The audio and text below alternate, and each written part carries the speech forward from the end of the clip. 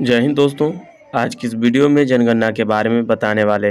पूरे देश में जनगणना की प्रक्रिया धीरे धीरे शुरू हो चुकी है और अब बिहार में भी ऑनलाइन जनगणना की सुविधा 17 अप्रैल से शुरू कर दी गई है।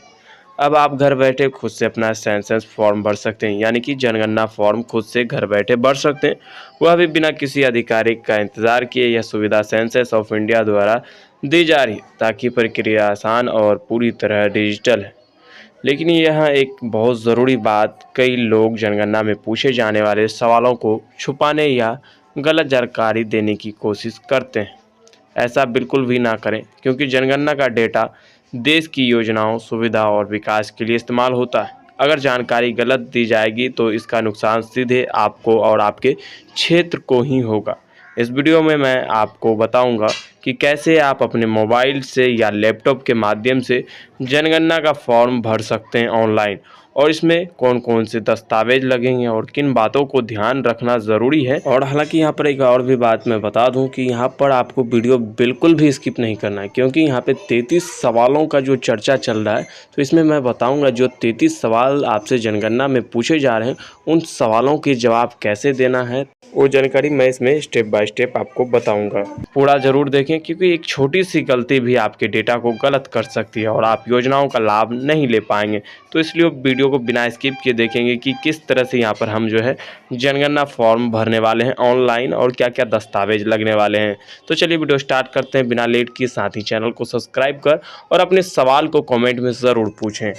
से जो है आपका ये वेबसाइट खुल के आता है। यहाँ पे आपको फॉर्म कैसे भरना है, तो देखिए सबसे पहले क्या करना है ना, आपको यहाँ पे अपना राज्य चूज करना है। तो जो भी राज्य है यहाँ पे आप देख सकते हैं, इस प्रकार से राज्य आएगा। हम यहाँ पे बिहार चूज करते हैं। यहाँ पे क्या करना है, आपको कैप्चा आएगा, कैप्चा लोडिंग ले रहा है। उसके बाद से आपको वेरीफाई एंड प्रोसीड करना है। जैसे फ्रेंड्स राज्य चूज करके कैप्चा कोड भर के वेरीफाई करेंगे, आपको इस प्रकार से वेलकम लिख देगा। यहाँ पे आपको बोलेगा 15 से 20 मिनट आपको लगेंगे पूरा प्रक्रिया करने में लगभग। यहाँ पे आपको क्या करना है, इस तरह से नीचे आके ओके कर देना है। अब यहाँ पे आपको क्या करना है, name of the head of the house hold, मतलब जो है क्या करना है, आपको लिखना है नाम जो भी आपके परिवार का, फैमिली का जो हेड है, मुखिया है। फिर मोबाइल नंबर देना है 10 डिजिट का। फिर ईमेल आईडी देना है, ये ऑप्शनल है, आप चाहे तो इसे छोड़ सकते हैं, ईमेल आईडी नहीं है किसी के पास तो। फिर वेरीफाई एंड प्रोसीड करेंगे। अगले स्टेप में आपके मोबाइल नंबर पे ओटीपी चला जाएगा। यहाँ पे आपको लिख रहा है कि success OTP Saint on your mobile number, okay करेंगे। यहाँ पे आप क्या करेंगे, लैंग्वेज चूज करेंगे कि आप किस लैंग्वेज में जो है अपना प्रश्नों का जवाब देना चाहते हैं। तो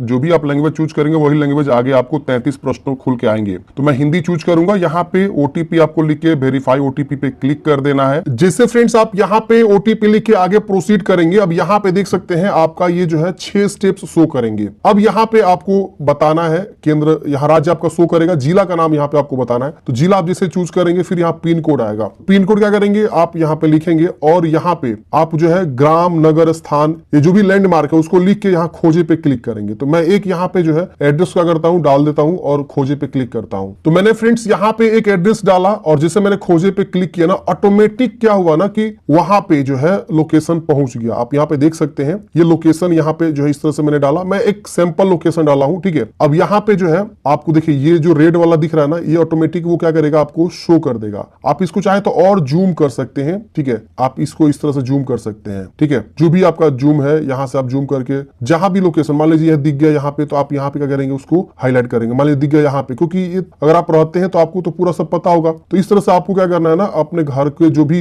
लोकेशन है उसको एग्जैक्ट वहां पे पॉइंट करना है। जैसे ये रेड वाला जो पॉइंट है, बिंदु, इसको क्या करना है, आपको उसी लोकेशन पे ले जाके रखना है। जो भी आप घर में रहते हैं, जो भी मकान में रहते हैं, तो यहाँ पे देखिए और जूम करना चाहते हैं तो और भी जूम हो जाएगा ये, ठीक है। अब यहाँ पे आप जैसे मान लीजिए लोकेट कर दिए कि हमारा यही मकान है, ठीक है। तो हम क्या करेंगे, यहाँ इस पे क्लिक करके और यहाँ स्थान की पुष्टि कर पे क्लिक कर देंगे। आप देखिए इस तरह से आ गया। सहजे और आगे बढ़े वाले ऑप्शन पे क्लिक करेंगे। अब यहाँ पूछेगा कि ये सब प्रॉपर एड्रेस है आपका, ये सब आपको बता रहा है कि आप आगे बढ़ना चाहते हैं, हाँ कर देंगे। अब देखिए इस प्रकार से आपका जो ये खुल के आ जाएगा। अब यहीं पे आपको जो है पूरी इंफॉर्मेशन आपको अपनी बतानी है। जैसे पूछ रहा है कि सबसे पहला प्रश्न है, जनगणना मकान के फर्श पे प्रयुक्त जो प्रमुख सामग्री है वो क्या है। मिट्टी का आपका मकान है, जो भी आपका है, या लकड़ी या बांस, पक्की ईंट, पत्थर, सीमेंट या मोज़ेक फर्श या टाइल्स, अन्य जो भी है। जनगणना मकान के फर्श में प्रयुक्त प्रमुख सामग्री, फर्श जो है वो जो भी आपका है जनगणना मकान के फर्श के निर्माण के लिए जो भी सामग्री यूज हुआ है वो आप यहाँ पे बता देंगे। ठीक है, जनगणना मकान के दीवार में प्रयुक्त प्रमुष्ट, मतलब दीवार किस चीज से बना हुआ है, जो भी आपका, जैसे मान लीजिए आपका कोई घर है, आपने लोकेट कर दिया,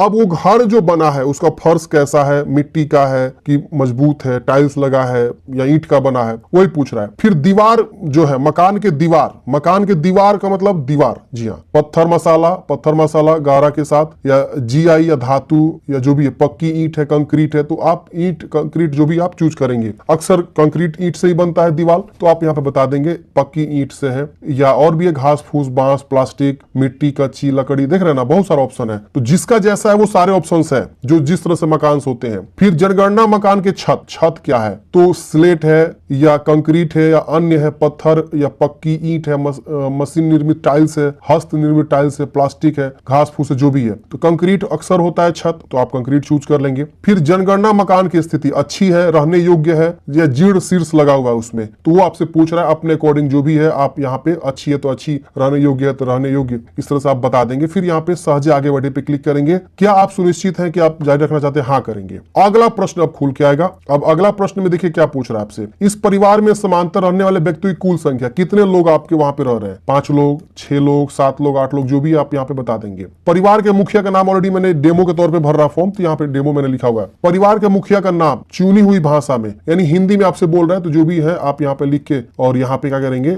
स्पेस देंगे, वो लिख देगा। परिवार के मुखिया का लिंग क्या है, पुरुष है कि स्त्री है या थर्ड जेंडर है। इसके अलावा पूछ रहा है कि यदि औजा या अन्य, मतलब ये अनुसूचित जाति, अनुसूचित जनजाति से संबंध है तो ये विकल्प आपको चुनना है, नहीं तो अन्य चूज करेंगे। तो अगर आप SC ST में आते हैं तो ये ऑप्शंस आपके लिए है, जैसे कि औजा का मतलब हो गया अनुसूचित जाति, औजा का मतलब हो गया अनुसूचित जनजाति, तो अपने अकॉर्डिंग यहाँ पे बताएंगे, नहीं है तो इसके अन्य चूज करेंगे। इस मकान में स्वामित्व की स्थिति, आपका खुद का मकान है, किराए पर, परंतु अन्यत्र अपना मकान है, किराए एवं अपना कोई मकान नहीं है, अन्य ऑप्शन है, तो अपना चूज करेंगे। रहने योग्य उपलब्ध कमरों की संख्या, कितने कमरे हैं उस मकान में, 2 है, 3 है, 4 है, जो भी आप यहाँ पे बता देंगे। ठीक है, फिर इस परिवार में रहने वाले विवाहित दंपति की संख्या, जैसे 5 मेंबर्स आपने बताया सबको मिला के, उसमें से कितने लोग मैरिड है, इस परिवार में रहने वाले विवाहित दंपतियों की संख्या। अब पति पत्नी, जैसे यहाँ पे लिखा हुआ है कि उन दंपतियों गणना की जाए जो सामान्य निवासी है, भले ही पति पत्नी में से कोई एक अस्थायी तौर पे अनुपस्थित हो। तो जैसे मान लीजिए सपोज आपको,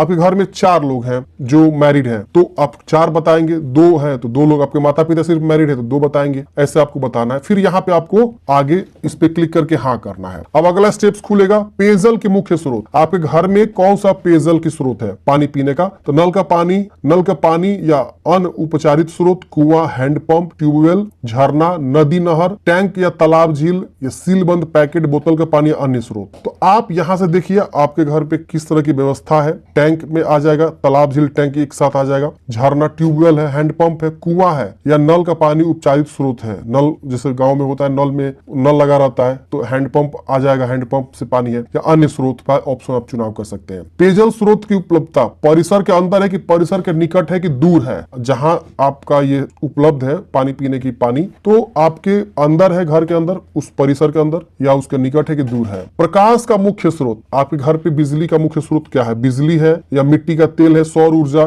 मतलब सोलर प्लांट लगाए तो सोलर प्लांट, अन्य तेल, अन्य प्रकाश रहित है, बिजली का उपयोग करते हैं, बिजली यूज कर सकते हैं। शौचालय के बारे में पूछ रहा है, तो केवल परिवार के उपयोग होती है, अन्य परिवार के साथ साझा में है। सार्वजनिक शौचालय क्या आप यूज करते हैं या खुले में है, ये भी आपको बता सकते हैं। शौचालय का प्रकार, फ्लश या पॉवर फ्लश शौचालय निम्न से जुड़े हैं, जैसे पाइप सीवर पद्धति है जो शौचालय आपका, सेप्टिक टैंक है उस पे, या अन्य पद्धति है, जो भी आप अपने अकॉर्डिंग यहाँ से बनाएंगे बता देंगे। या 2 गड्ढा वाला शौचालय है तो उसमें भी 2 ऑप्शन है, स्लैब के बिना या खुला गड्ढा है, स्लैब के साथ है या उन्नत हवादार वाला गड्ढा है। कई प्रकार के शौचालय बनते हैं ना, एकल गड्ढा शौचालय है क्या है, तो आप अपने अकॉर्डिंग यहाँ पे जो है बता सकते हैं कि आपका क्या है। कोई एक ही ऑप्शन चुनाव होगा इसमें से, ठीक है ना, या तो पहला ऑप्शन, या तो इसमें से कोई एक ऑप्शन, या तो इसमें से कोई एक ऑप्शन, कोई एक ही ऑप्शन चुनाव हो पाएगा। गंदे पानी की निकासी किससे जुड़ी हुई है, ढकी हुई नाली है आपके अगल बगल, आपके घर के सामने, या नाली खुली से है या किसी भी नाली से नहीं है, तो जो भी है तो ऑप्शन चुनाव करेंगे। इसके बाद से परिसर के अंदर स्नान की सुविधा उपलब्ध है,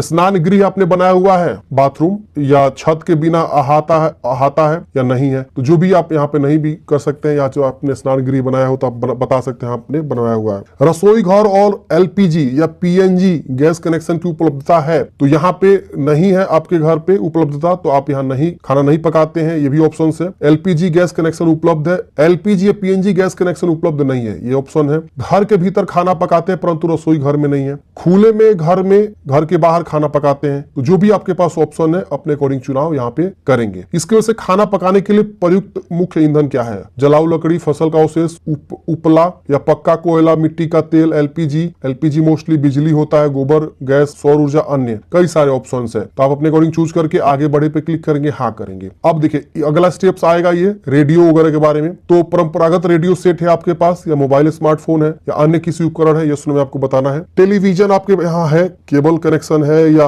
अन्य टीवी डिश है या दूरदर्शन मुक्त डिश है, जो भी आप यहाँ पे बता सकते हैं, या अन्य डीटीएच डिश वगैरह लगा हुआ है, नहीं है तो नहीं भी कर सकते हैं। इसकी वजह से इंटरनेट की सुविधा आपके यहाँ है, लैपटॉप या कंप्यूटर में या मोबाइल या स्मार्टफोन में है या अन्य उपकरण में आपके पास लैपटॉप है, नहीं है तो भी नहीं कर सकते। तो आप अपने अकॉर्डिंग बताएंगे। लैपटॉप है तो हाँ करेंगे या कंप्यूटर, दोनों में से कोई एक, नहीं है तो नहीं भी कर सकते हैं। इसकी वजह से टेलीफोन और मोबाइल फोन, स्मार्टफोन, केवल लैंडलाइन है, स्मार्टफोन है, अन्य साधारण मोबाइल है, दोनों है, दोनों तो दोनों चूज करेंगे तो ये दोनों हो जाएगा। अगर सिर्फ स्मार्टफोन हो तो स्मार्टफोन, नहीं है कोई इसमें से तो नहीं चूज करेंगे। तो अपने अकॉर्डिंग यहाँ पे बता सकते हैं। साइकिल या स्कूटर या मोटरसाइकिल या मोपेड, तो यहाँ पे साइकिल है तो साइकिल, स्कूटर है तो स्कूटर, या दोनों है तो दोनों चूज करेंगे, नहीं है इन दोनों में से तो नहीं चूज करेंगे। तो अपने अकॉर्डिंग बताएंगे। कार, जीप, वैन है, अगर कार, जीप जो भी आप है तो है, हाँ कर देंगे, नहीं तो नहीं कर देंगे। परिवार द्वारा उपभोग किए जाने वाले मुख्य अनाज आप लोग क्या यूज करते हैं? गेहूं, सब कोई आटा रोटी खाता है, चावल खाते हैं, मक्का भी खाते हैं। अगर कोई बजरा ज्वार वगैरह यूज करता है तो वो आप यहाँ पे बता सकते हैं। तो गेहूं, कोई एक ही ऑप्शन आप यहाँ पे चुनाव कर सकते हैं,